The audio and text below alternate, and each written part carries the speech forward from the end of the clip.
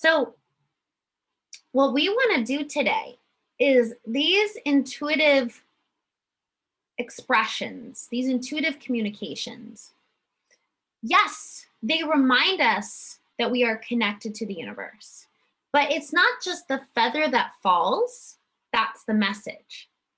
It's the hawk that has a message for you.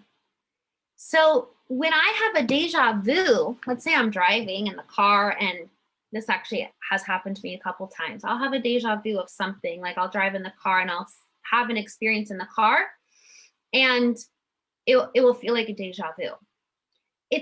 The deja vu doesn't necessarily have something to do with being in the car.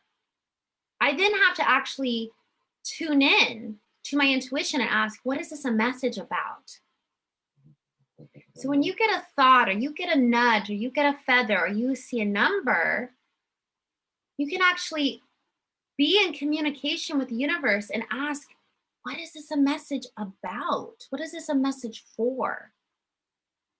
So really what we're doing today is we're starting to work on our intuitive communication with source and with our environment. I remember when I had my daughter, I was supposed to have a surgery when right before I got pregnant with her. And because I was pregnant with her, I couldn't have that surgery anymore. So I was in a lot of pain throughout my pregnancy. And I was able to actually do a healing that took away the pain for about 3 months. And after I had her, the pain came back.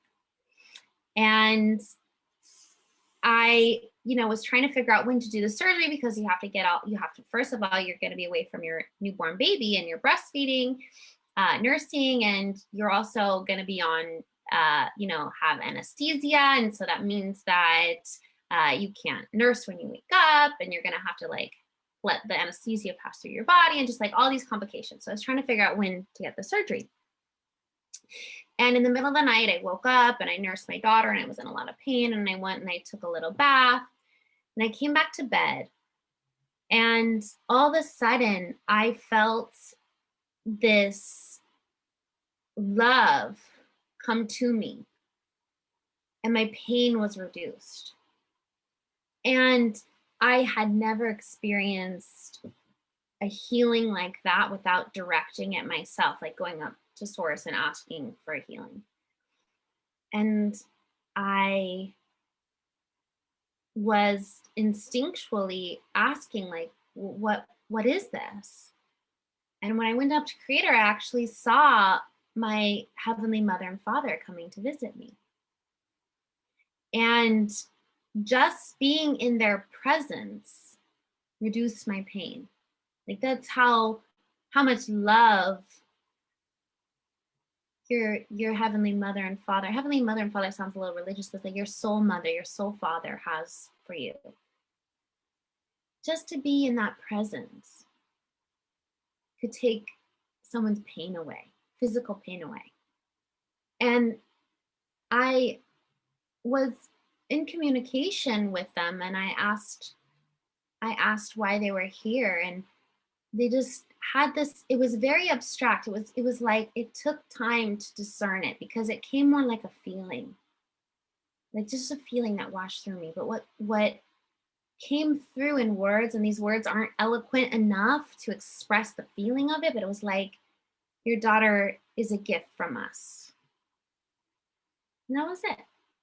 This little simple, your daughter is a gift from us. And